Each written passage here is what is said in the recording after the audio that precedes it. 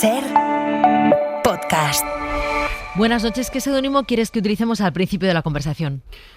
Chiquito Gasteiz. Vale. Arrancamos en el mar, nos vamos a despedir después en un faro y siempre os pregunto qué relación tenéis con el mar, ¿cuál es la tuya?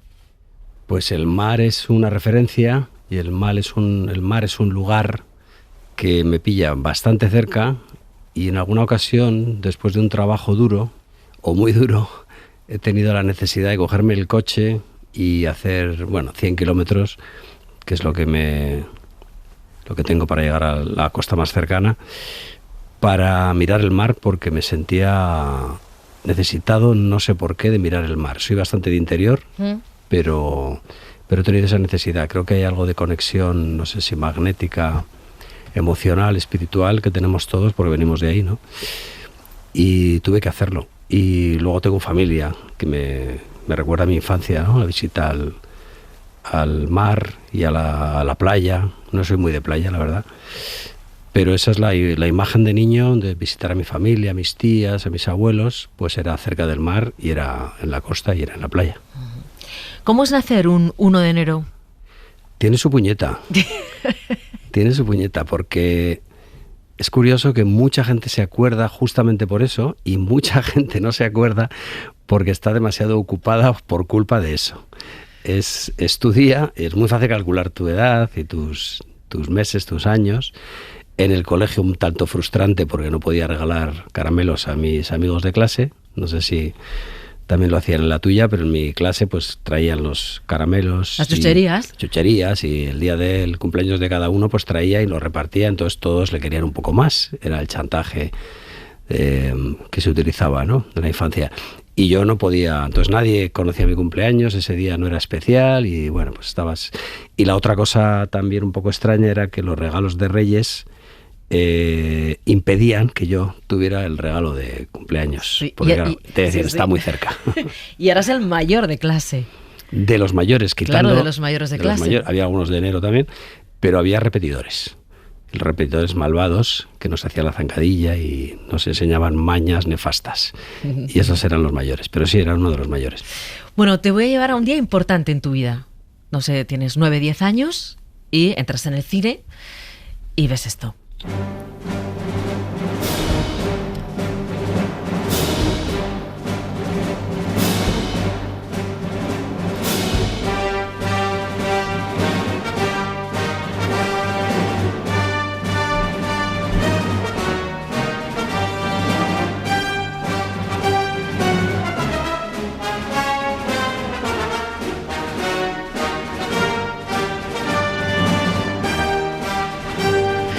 ¿Dónde se va tu cabeza al escuchar esta banda sonora de la Guerra de las Galaxias? Pues se va al instante después, como dices, saliendo del cine, en una época en la que todavía te podía fascinar algo, que eso ya ha desaparecido. Creo que los niños de ahora ya no se pueden fascinar por nada porque lo han visto todo. Pero en esa época, todo un anuncio que había durado un año entero de una película que se estaba haciendo donde había batallas espaciales, espadas láseres, monstruos de otras galaxias, que yo no me lo creía, decía, eso es imposible y tal. O estará mal hecho, ¿no? Tenía esa obsesión por las cosas bien hechas y creíbles y verosímiles. Y entramos al cine, resulta que no solo era verdad, sino que nos creímos todo y nos fascinaron. Los espectadores nos quedamos en shock, los niños nos quedamos en shock. Y pisar el asfalto al minuto siguiente, cuando se apagó la luz y tuvimos que salir a la calle, me pareció horrible. Me pareció que no quería salir de la sala de cine. ¿Estabas mejor dentro? Estaba mucho mejor dentro en el universo que habían inventado para mí. Claro, tú no eras consciente todavía, pero mucho de lo que sale en la Guerra de las Galaxias ha marcado tu trayectoria después. El lado oscuro, la relación padre-hijo, los buenos contra los malos... Uh-huh. Sí, era una fascinación y curiosamente no tenía tampoco demasiado interés en hacer algo así. Simplemente vi que era un mecanismo de conexión con tu prójimo extraordinario, ¿no? Cómo habían conseguido emocionarme, asustarme, crearme ansiedad. Había bromas también en la película, con lo cual te reías y sobre todo te quedabas hipnotizado. Era la hipnosis de la pantalla y la hipnosis de la narración. Y yo aprendía, miraba y había algo en mí que se encendía. Decía, esto ¿esto cómo se hace? Yo tengo una intuición, yo creo que voy a intentar hacerlo, ¿no? Pensaba que era imposible hacerlo, eso sí, pero bueno, podía hacerlo con mis amigos, con una cámara de Super 8, yo qué sé. Y empezamos a hacerlo así, de broma, de hobby. Uh-huh. ¿Intentaste sacar a flauta dulce la música? Porque yo creo que todos lo intentamos, pero como tú tenías buen oído, igual te salía mejor. He sacado a alguien tocando con la flauta dulce, La Guerra de las Galaxias. A ver si podría ser tú.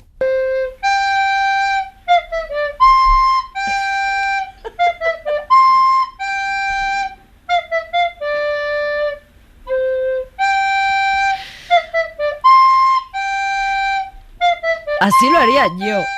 Pero es verdad que todos con la flauta dulce intentamos sacar la banda sonora de La Guerra de las Galaxias, el tema principal de John Williams. Y tantas melodías. Lo que pasa es que yo no sé si a la flauta dulce se toca en las escuelas o la tocan los niños. Entonces era un elemento que estaba ahí presente y además de alguna forma veías si ese era tu camino, ¿no? Si tenías oído, si tenías habilidad. Yo tenía oído y tenía habilidad, lo que no tenía era disciplina, que sigo sin tenerla. Tengo capacidad de trabajo, pero no tengo disciplina. O sea, eso de repetir todos los días algo, una pauta, en fin, soy un músico muy frustrado. ¿Pero te hubiera gustado ser músico? Quizás tanto o más que ser cineasta. Ah, sí. Sí, sí. Aún me frustra mucho cuando veo a un músico en un escenario tocando, o cuando veo a alguien que en un grupo de repente saca la guitarra y se pone a tocar. Digo, ¿y si me hubiera dedicado a esto y me hubiera olvidado de lo otro? Quizás sería más feliz. Sí, bueno, de hecho, algunas de tus pelis son solo imágenes con música, no tienen diálogo. Sí, yo he experimentado con la narración. Me parece, como decía antes, que es fascinante la alquimia de unir elementos que de por sí pueden tener un valor determinado, pero igual no mucho, no lo sé, una ropa, un decorado, la luz, la oscuridad, el sonido de una flauta, y unir todos esos elementos y a veces convertirlo en oro, es decir, en emoción, que es oro, porque la gente pierde su tiempo mirando tu historia y a veces se emociona y a veces aprende cosas o se pregunta cosas. Has hablado muchas veces de la tienda de fotografía que tenían tus padres y que cuando tú ayudabas o estabas allí, a veces cuando revelabas un carrete y venían los clientes a por él, veías que uno había puesto el dedo en el objetivo y entonces decías, a la próxima quita el dedo del objetivo, ¿no? O sea, ¿cuánto te ayudó, cuánto te enseñó que tus padres tuvieran una tienda de fotografía y que entiendo que echarías una mano? Lo que hizo fue convertirlo en algo familiar, y nunca mejor dicho, pues era mi familia. O sea, la fotografía no era algo lejano que aprender. De niño tenía una cámara y hacíamos fotos y las revelábamos. No era mía, quiero decir que la tenía en la mano y la podía usar. Y luego el aficionado que venía con su carrete de 24, de 36, fíjate ahora, sí. Hacemos 36 fotos en 10 segundos, ¿no? Y venía enfadado porque las fotos no estaban bien. Ese esfuerzo de explicarle por qué estaban mal las fotos y cómo hacerlo mejor, primero me enseñaba a mí por qué estaba mal ese encuadre, por qué estaba mal el enfoque, lo que fuera. O sea, era una parte, digamos, de experiencia técnica tremenda. Y por otro lado, el trato con las personas. Porque una de las cosas que yo aprendo como cineasta es que yo soy una persona hermética y tengo todo muy claro en mi cabeza, pero tengo un equipo y tengo que transmitir una información. Es algo que me cuesta. Pero ese trato con la gente ya me enseñó mi primera lección de cómo hablarle a una persona que tiene que entenderte. Cuando no te entiende, la culpa es tuya. Cuando la película no se comprende, la escena no funciona, la única responsabilidad es del creador, del director. Igual que el profesor cuando los alumnos suspenden. No puedes echar la culpa al mundo, eres tú. Uh-huh. ¿Por qué Juan Ulloa se ha puesto Chiquito Gasteiz de seudónimo? Chiquito Gasteiz. Pues nada, no recuerdo muy bien, pero creo que fue en un programa del Plus o algo así, donde nos dijeron que éramos toreros todos. Nos dijeron, venga, sois toreros, buscaros un seudónimo de torero. Y bueno, Gasteiz, como sabes, es Vitoria Gasteiz, el nombre original euskaldun de la aldea, antes de llamarse Vitoria, o la Nueva Victoria, era Gasteiz. Y Chiquito, pues bueno, pues soy un tipo menudo, no soy grandote, y dije yo, pues Chiquito Gasteiz. Nosotros subimos de ti con tu primer corto, Uh-huh. El Reino de Víctor, 1990. Era la primera vez que los cortometrajes aparecían como categoría en los Goya. Se veían cortos, porque a veces cuando ibas a ver una peli al cine emitían un corto, algo que dejó de hacerse hace mucho tiempo. pero nos impresionó, lo he estado revisando, cuando te dan el Goya, entonces la charla que echan los presentadores, que eran a Torrent y Ferrandis, y lo parco que eres tú en palabras al recogerlo. Vamos a escuchar este momento. Bueno, los cortometrajes dan su mensaje con un mínimo de medios. A veces incluso no hace falta ni las palabras para que se entienda. Este es el primer año que la Academia otorga un premio al mejor cortometraje. Y como ustedes saben, los cortometrajes están elegidos por un jurado que designa la Academia. Y el premiado es El Reino de Víctor. ¿Dónde lo ponemos? Bueno, quiero dar las gracias a la Academia por hacer este premio a los cortometrajes. Me parece que era importante y que era necesario, y nada más, no por no enrollarme. Es que ricasco de Norik. Chao. ¿Qué más vas a decir? ¿Cómo recuerdas este momento? Que O sea, no recordaba lo que dije. Le dije a mi madre dónde lo ponemos, porque mi madre, vivimos en un piso pequeño y tenía pues muchos trofeos de los cortos. Llevábamos muchos años ya haciendo cortos en Super 8, también hubo uno en 16, y nos estaban reconociendo, había mucho reconocimiento, y mi madre iba colocando y me decía, no me caben y tal. Te hablo de pocos muebles, ¿eh? Y bueno, se me ocurrió, mamá, ¿dónde lo ponemos? Pues que este era grande, ¿eh? Era cabezón, y además era de aquellos que pesaban, ahora ya no pesan tanto, pero entonces pesaban un montón. Y se me ocurrió aquello, y luego pues dar las gracias, porque efectivamente no había previamente Goya al cortometraje, y me pareció pues una iniciativa pues muy, muy plausible, ¿no? Y nada más, si no quería enrollarme, no me enrollé. no como ahora, ¿no? ahora porque me obligáis. Sabes que vengo obligado. Juan Bajulloa, tienes un cine muy particular, muy extraño. Muchas de tus pelis son extrañas. El Mal, que es la peli que estás presentando ahora, hace pensar al espectador. Es una peli que perturba un poco, pero también La Madre Muerta, también Alas de Mariposa. Quiero preguntarte qué te pasa con las mariposas, que siempre o en algunas pelis tienen una simbología especial. No sé si te atraían de pequeño o... Sí, la mariposa en concreto se repite en mis películas porque tiene varias simbologías. Una es la inteligencia, otra es la belleza, pero también la metamorfosis. Porque normalmente en mis películas hay un recorrido emocional o espiritual incluso de los personajes, que pasan de ser una cosa a ser otra. No necesariamente de ser gusanos a ser mariposas, a veces al revés, a veces pasan de ser mariposas a ser gusanos. En El Mal hay algo de eso. Sí, me gustaría que no destripáramos Exacto. mucho de eso, porque para no robarle la sorpresa al espectador o la historia que va a encontrarse con la peli. Claro, pero sí hay algo de recorrido vital, de un elemento que es casi grotesco, que es un gusano que se arrastra, que la gente no quiere mirarlo porque es feo y no tiene pues no es precisamente atractivo, y por medio de un proceso absolutamente personal y doloroso se convierte en algo que casi es el elemento más bello, el animal más bello de la tierra, que es la mariposa, ¿no? Con esas alas, sobre todo algunas, ¿no? Ese recorrido vital me interesa mucho, porque es el que yo creo que lo hacemos los humanos. Estás durante varios años de tu vida siendo un cineasta al que la crítica adora, al que los premios también adoran, ¿no? Ganas el premio en el Festival de Cine de San Sebastián precisamente por Alas de Mariposa. La Madre Muerta te da mucho éxito también a nivel internacional, pero el pelotazo realmente llega con Airbag. De hecho, yo no sé si antes de Airbag tenías problemas para financiar tus pelis, porque he leído que tu madre iba con el recorte del periódico del Goya al banco y decía que a mi hijo le han dado un Goya de verdad, ¿no? Para que te financiaran una peli o para lo que fuera. O sea, hay un antes y un después de Airbag en tu vida, ¿no? Bueno, yo creo que hay un antes y un después. Detrás y antes de cada película había una situación y al acabar hay otra, ¿no? Eran unas películas muy personales y nosotros teníamos que hacer lo que podíamos, no teníamos ayuda, no teníamos una productora detrás, y montábamos nuestra propia empresa, hipotecábamos la casa, pedíamos préstamo y a veces no podíamos pagarlo y teníamos graves problemas, ¿no? Y Airbag es una película financiada o producida por empresas ajenas, la única o la primera en la que yo no participo como productor, y eso pues me quita un peso de encima enorme. Puedo trabajar de encargo, pero no necesito hipotecarme ni tener a mi familia en el filo de la navaja, ¿no? Y claro, es una película que rompe totalmente con lo hecho hasta ahora, que se me ha colocado en la estantería de cine de autor, oscuro, personal y todo esto, ¿no? Tragedia, drama, suspense. Y cuando hago Herba, de repente hay como una convulsión en la fuerza. Y hay gente que, el público se siente muy divertido, pero muchos profesionales de la crítica o del periodismo se enfadan conmigo, que soy un golfo, que tal y cual. Que has traicionado el cine de culto y te has vendido algo así. No sé muy bien, popular. No sé muy bien porque realmente no nos vendimos, al contrario, ¿no? Fue una película totalmente fuera de la industria. Desde luego. De hecho, espera un momento, que quiero poner una de las frases emblemáticas, es que ha marcado una generación entera y, en fin, hay frases que seguimos utilizando de Airbag. Buenas tardes. Buenas tardes. ¿Por qué no ha frenado antes? Perdona, gente, ¿se refiere antes en el tiempo o antes en el espacio?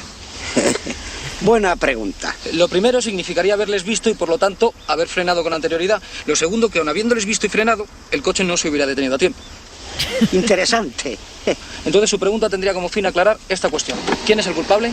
¿Vehículo o conductor? Culpable. Lo comprendo. Otro dilema. Claro, no podemos ayudarle si no formula otra vez la pregunta correctamente. Eso lo que decías tú, parece una peli fácil, pero es una peli compleja en los diálogos, en la crítica que hace la peli a la burguesía vasca de ese momento. Sí, aristocracia, ¿no? La aristocracia, sí. Pero pegó un pelotazo bestial. Fue la más taquillera de ese año, solo superada creo por Torrente. Pero fue un pelotazo de público. Fue algo insospechado, aunque sí que evidentemente alardeábamos, haremos un pelotazo y tal, pero no nos lo creíamos, pero ocurrió. Y sí, es complicada. Es que muchas veces cuando se habla de películas más caras o más sofisticadas, en este caso había más dinero que en La Madre Muerta o en Alas de Mariposa, pero nos faltaba más dinero que en esas películas. Es decir, tu pretensión era todavía mayor y siempre faltaba más. Se alargó el rodaje, todo salía mal, el coche que tenía que arrancar no arrancaba, la actriz se resfriaba y no podía rodar, el día que tenía que llover, que tenía que hacer sol en el golf, en la escena de Santiago Segura con Cansado, de Faimino y Cansado, llovía a mares, conviertes eso en un gag y de repente está jugando al golf y está lloviendo y hay truenos, pero todo se tuerce. En una película todo lo que se puede torcer se va a torcer, entonces se convierte pues en una especie de pesadilla de rodaje. Es el rodaje quizá más duro. O sea, ¿sufriste? Mucho, sufrimos. Hubo docenas de despidos y yo vi gente vomitando de la tensión.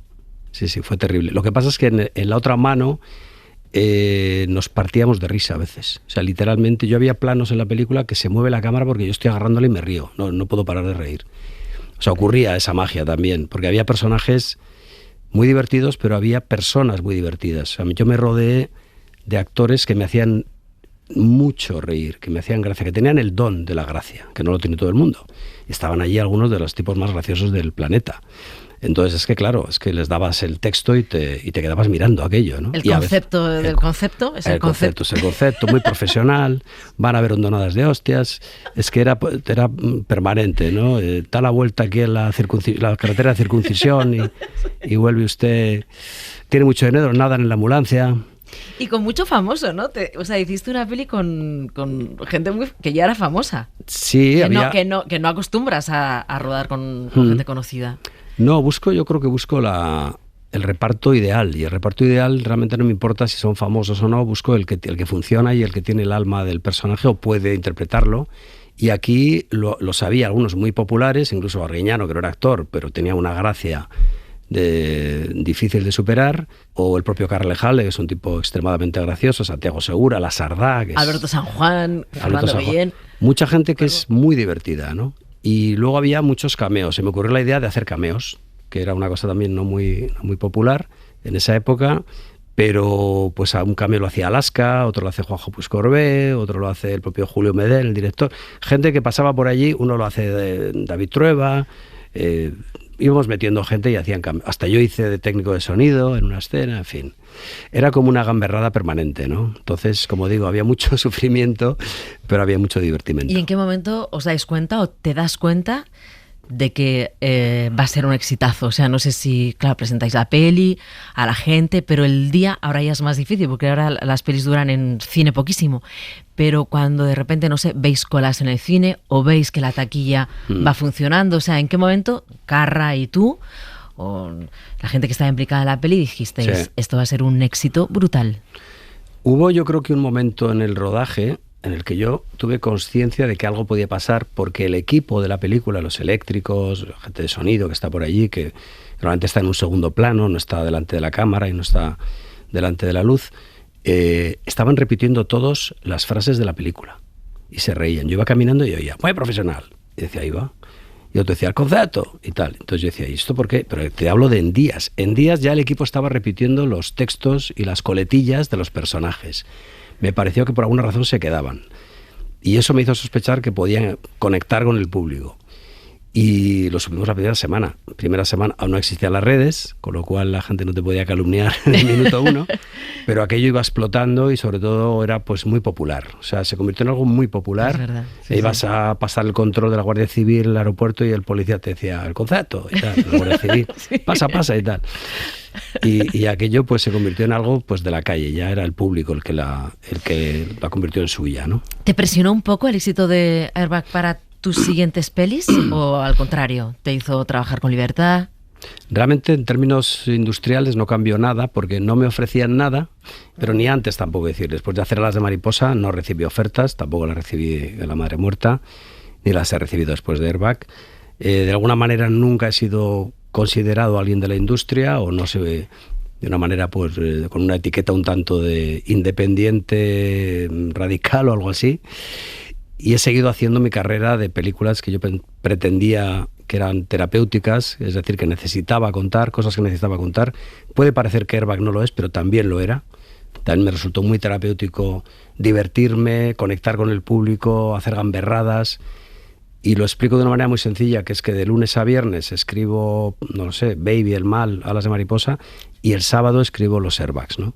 El sábado es el día que salías con tus amigos y todas las gansadas pasaban en unos minutos. Lo que pasa es que el domingo algunas parecían muy aburridas. Ya no tenían gracia. Solo tenía gracia el sábado por la noche, ¿no? Por la noche. Pero las que quedaban el domingo por la mañana, esas iban en Airbag. Vale, hablábamos antes de El Mal, es una peli que estás presentando ahora, el público la estamos viendo en salas por primera vez en estas fechas. Es una peli que plantea que todos tenemos un lado oscuro. No me gustaría utilizar lo de gusano, mariposa, mariposa, gusano para que el espectador no sepa hacia dónde va la peli, pero sí que tiene que ver con esa parte maligna que parece que podemos, no digo que tengamos, que podemos tener todos los seres humanos, ¿no? Uh-huh. ¿Tú crees que tenemos todos esa parte maligna? Sí, la película es un divertimento de suspense, es decir, una película thriller, como quieras llamarlo, donde las cosas van ocurriendo, cosas de personajes extraordinarios, sí, y cosas extraordinarias. Extraños también, extraordinarios diferentes, y extraños. Sí, sí. Y diferentes, ¿no? Pero claro, cuando empiezas a conocer al ser humano dices, ¿y quién no es extraño y diferente? No conozco a nadie normal, ¿no?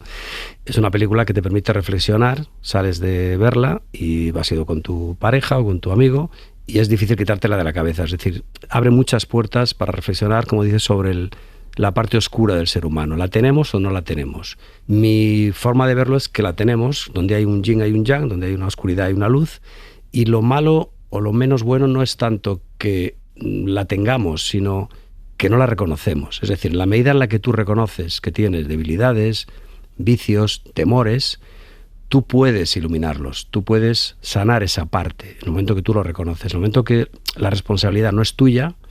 El mal está fuera, el malo es el otro, el diferente es el otro, la opinión mala es la del otro. Uh-huh. Es imposible que tú cures tu camino, ¿no? Imposible porque no está en tu mano, porque acabas de decir que no te pertenece, ¿no? Volvemos al profesor. Puede mejorar su forma de enseñar a los alumnos en la medida en la que reconoce que quizá ese fracaso de los alumnos le corresponde a él una parte importante, ¿no? En la medida en la que la culpa es de los alumnos, no hay solución. Uh-huh. Hay muchos temas también. Está la obsesión por el éxito, está la relación madre-hija, uh-huh. Pero bueno, también está esa parte, como dices, luminosa que tenemos todos. Ahora, bueno, acabamos de vivir una tragedia tremenda, uh-huh. Ese accidente ferroviario.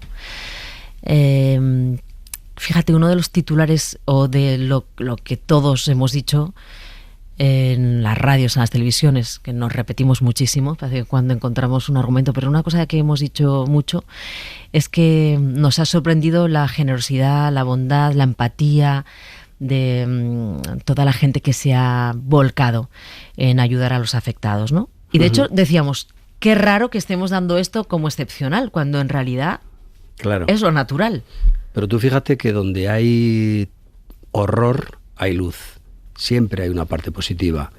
En la medida en la que tú reconoces que hay horror, que hay sufrimiento, tú te conviertes en una buena persona y quieres ayudar. En la medida en la que lo vas a negar, porque le señalas al otro, es muy difícil apoyar eso, ¿no?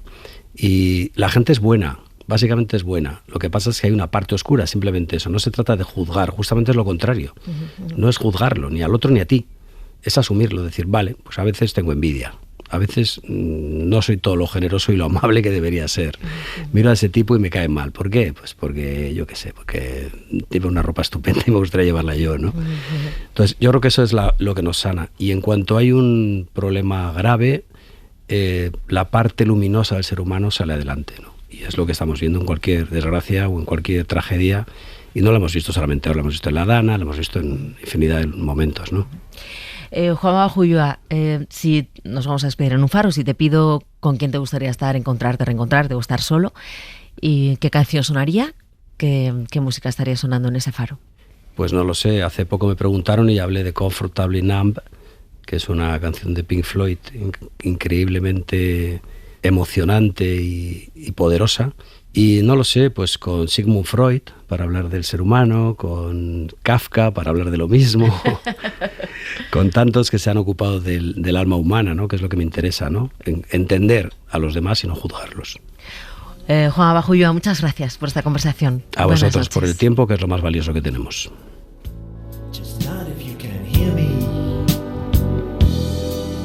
Is there anyone home?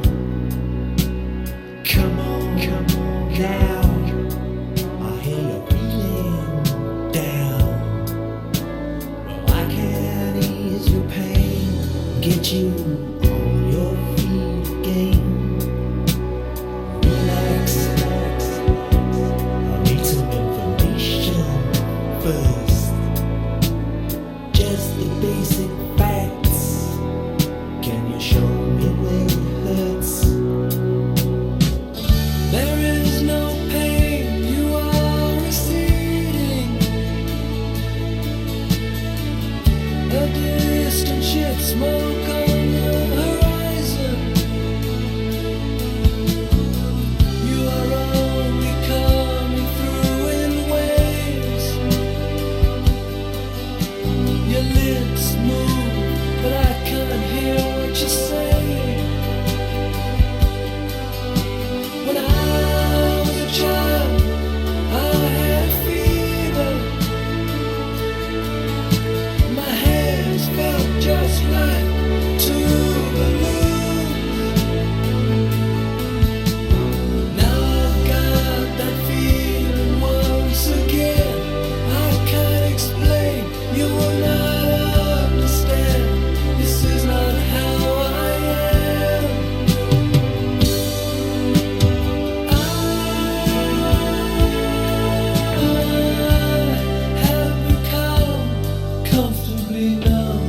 Para no perderte ningún episodio, síguenos en la aplicación o la web de la SER, Podium Podcast o tu plataforma de audio favorita.